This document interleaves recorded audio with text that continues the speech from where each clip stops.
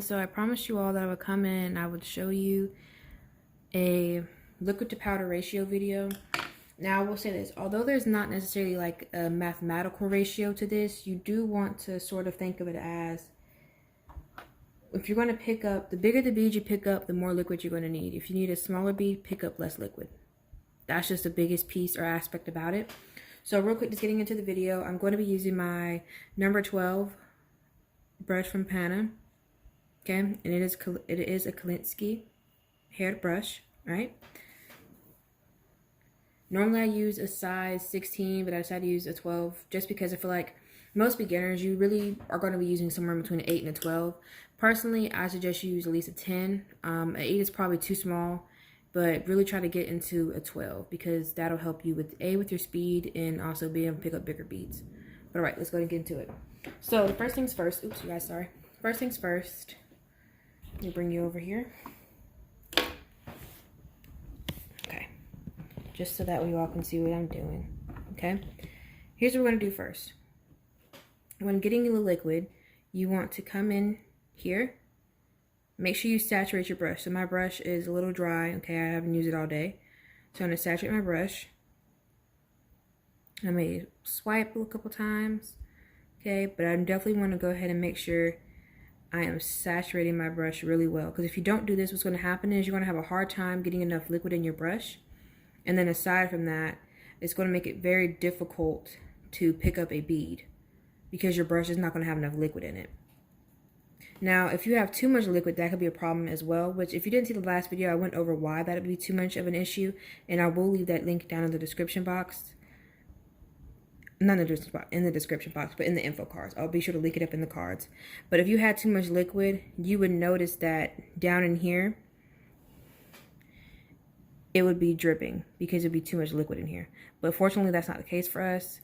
Also, don't mind my nails, you all. I'm taking off the gel, so yeah. Okay, so just keep that in mind. So see, this would be too much liquid. You see how that's dripping right there? Yeah, that would definitely be too much liquid. Okay, so hold on. All right.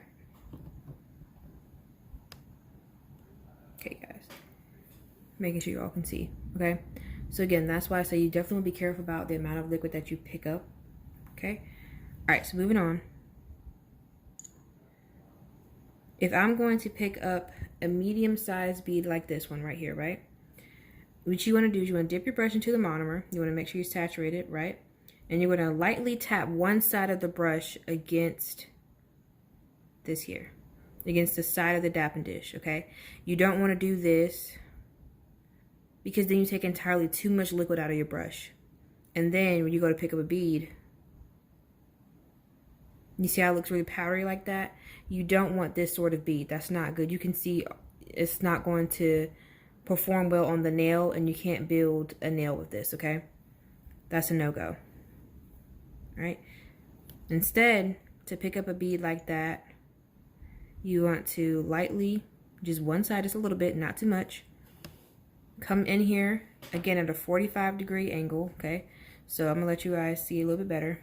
I'm coming in at a 45-degree angle here. Okay? That allows me to tap into the powder fairly nicely. You see that? Okay?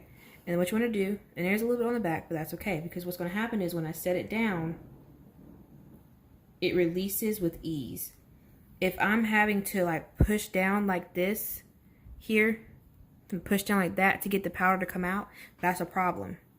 That means I might not have enough liquid in my brush, okay?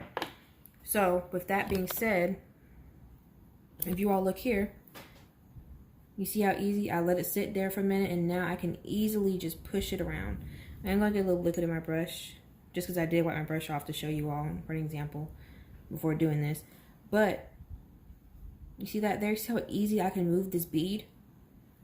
And this for me would be like a cuticle bead.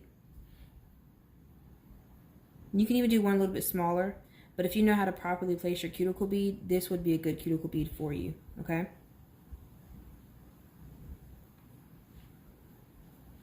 And if y'all hear rain, it's raining outside. But as you can see, look how nice that bead is. You all see that? That's a nice bead. I'm going to take you all down from here just so you can get a better look up close. But if you look, that's a pretty nice bead, right? The bead looks really good. So that's why I say you really want to take your time when learning how to make or create beads. Because this is going to be the foundation. If you don't know how to pick up the basics, if you don't know how to pick up a bead, you're going to have a very hard time when you want to move on to the designs. You know, don't be so worried about just designs quite yet, because that'll come with time. But if you can't do this, you don't need to be trying to do designs or anything like that, because the reality is your nails are not going to last, okay? And that's just the reality of that. Okay, so moving on, we're going to pick up a medium-sized bead. And this, for me, because there are zones on the nail, right? Let me see, one second. There are zones on the nail, and I'm going to show you how to build a nail on the practice finger, but there's zones on the nail. This would be zone 1, zone 2, and zone 3. Zone 1 right here, you want this to be a fairly bigger bead to build the tip area, but it doesn't need to be as big as it would be in zone 2, because this is where you're going to have your apex area. But zone 1, this is where you're going to have, it's going to be a thinner part of the nail. So from the nail, it should be thin, thick, thin. Okay? So, and the reason for this being, you don't want a super thick tip down here. That's not what you're worried about. You want to have a thicker up here where the stress area is, so that way when the client does hit their nail, it's not going to break. And then back here, this would be a thinner bead, because you don't want to flood the cuticle, and B, you don't want to have a huge hump you have to file, you know, back here. And like, again, I will show you all that in just a few after we get done practicing these beads, okay? All right. So next up, we're going to do a medium-sized bead. So again, I'm letting you watch me with the monomer and the brush. Again, I gently tap. I don't try to drag a whole bunch of liquid out. And the beginners do this a lot, and that's the worst thing you really could do. You rather have more liquid than not enough. Okay?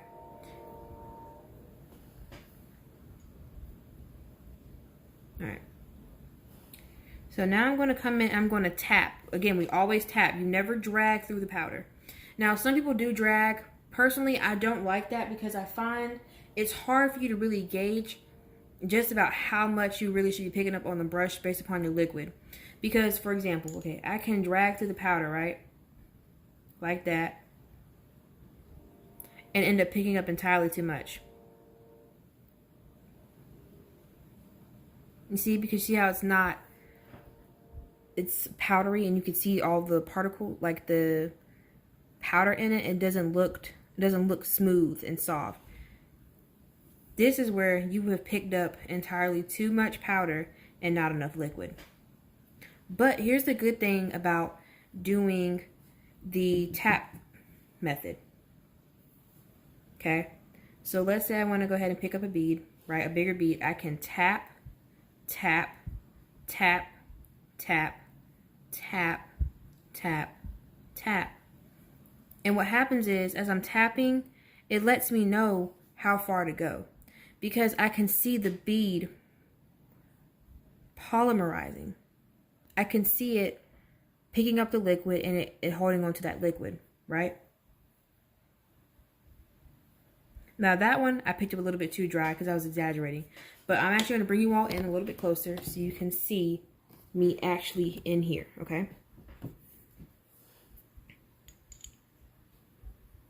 And then I'm going to pick up a medium bead, so I'm going to do this a certain way. So again, I'm going at a 45-degree angle. I'm tapping. You all see that? You see how it's polymerizing in there? I'm tapping again. And I'm tapping one more time. Okay? You see that? It's a very nice even bead. Okay? I'm going to come over here and I'm going to go ahead and place it down. I'm not having to hit it a whole lot of times or anything. There's nothing in my brush after that. That is the goal. You don't want it to be a whole bunch of stuff in your brush. Okay? Always keep a clean brush. And look, I'm just going to come over here and move it into place. I'm doing a very light motion. I'm not having to press like down really hard or anything like that. You do not want that. A, because you'll damage your brush and you're making a lot of work for yourself. It's going to be a lot of filing in the end. This is why I say if you don't have this down, this is what you want to start out with. Pick a nude cover color or something like that, and then just go from there. Don't try to start with clear because you're going to have a hard time being able to see what you're doing. And then once you get done filing, do like a gel top coat or clear polish or something over it, because that will tell you whether or not, it will tell you all about your balancing. But we'll get into that later on again, okay? So like I said, I'm just coming in here and just patting around. I'm gonna zoom you guys back out. I don't want to have you too zoomed in, you can't see. Okay, and like I said, it's very easy to maneuver and move. Maybe have a little bit more liquid on my brush. Okay. Only pick up liquid because it's easier to move beads around when you have liquid in your brush as opposed to your brush being dry. My brush is only dry because, you know, because of demonstration purposes. Normally, my brush wouldn't be this dry. Okay. And just like that, that is another bead right there. So if you all look, you see how smooth the bead is? Nice little bead here. All right. So that is the goal that you really want to get to whenever you're working with acrylic. Oops, sorry, you all. All right, we're gonna do the big bead now. Okay, the big bead you want to tap. Basically, again, with a tapping motion, get more liquid and tap more times. And then just pay attention to your beads as you're tapping, because you'll see just how much you can continue to tap without running out of liquid. And eventually you'll kind of get a hang of this and you'll know how many times to tap to get whatever size bead you want to get. Okay, so I'm tapping 1, 2, 3, 4, 5. I normally tap 5 times to get a large bead. You see how nice that bead is? It's really nice and smooth. That's what you want, okay? I'm going to come over here. I'm going to tap it. Just release it onto the nail, which this really isn't the nail. This is a paper, but same difference. Okay. And honestly, I probably could have tapped this a few more times. I'm used to work with my size 16, so I really have to tap it like 5 times to get a really large bead, but this also works as well. Okay. But I don't want to do it with the size 16 because I feel like, you know, for beginners it's different. The size brush you have makes a whole world of difference. Like, I would never be able to pick up a bead this size with a size 8 brush. It's just not going to happen. Maybe with the 10, but a size 8 is definitely not going to work. And again, I'm just patting. I always pat with right here, which is going to be the belly of the brush. Okay, you release, you pick up the bead with the tip right here. This whole part is the head, okay? You always pick up the bead with the tip and then you pat with the belly of the brush. Okay? And then like I said, you always, like I did a crimping video, I do like to crimp here just because this helps to flatten my bristles out and make the brush wider so I could pick up a larger bead. Okay? And again, this is the handle here. All right? And then the size is always right here. It tells you what the size is. Right there. Okay? So yeah, as you can see, that basically is a pretty large bead.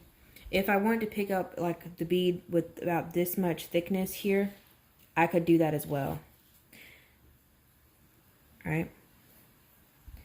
Honestly, if I was doing a long nail, I needed to cover the tip, I would probably use this size bead because it's thinner, and I would put it all along here. Then I would come in with this size bead, put it here in my stress area, and then I'm gonna come in with this and put it here at the cuticle area.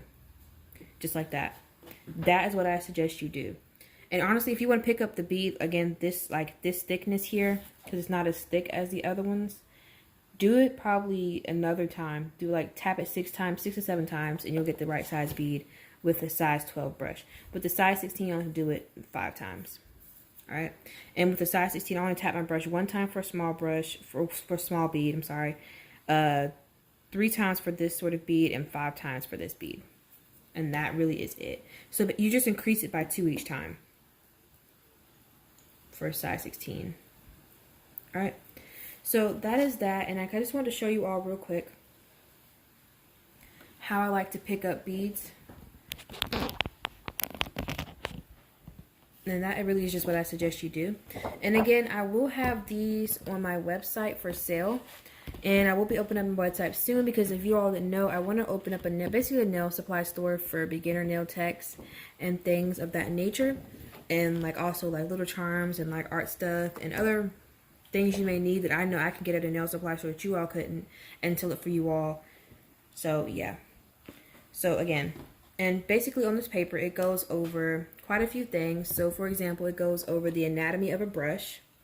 Like I said, I talked about the tip, the head, the belly, all this stuff, okay? And then it tells you the steps that I basically went over, which I said, dip your brush into the monomer, saturating the brush, and lightly tap one side of the brush against the dapping dish to remove the excess liquid. You're going to again tap the brush in the powder to pick up a bead of acrylic. Let the bead polymerize, then place it down on the nail, okay? You want to wipe the excess acrylic off your brush if you have any excess acrylic, and then you're going to pat the acrylic into place. And again, like I said, when you pat, you always use the belly of your brush. All right, and then you're going to practice down here. Now, I've seen other practice sheets where the bead circles are smaller, but for me, this is more realistic if you're trying to do a longer nail, which is fairly popular. And then the other side of that is, if you can pick up a bead like this, this would be a one bead worth. This would be like a one bead acrylic technique for a small or short nail, like an overlay. And I really love doing that with my size 16 brush because I can get it done. But I've also been able to do it in one bead with the size 12. Okay. So yeah, and then I also say down here, to pick up larger beads, remove less liquid from your brush and tap the acrylic powder until the desired size is achieved.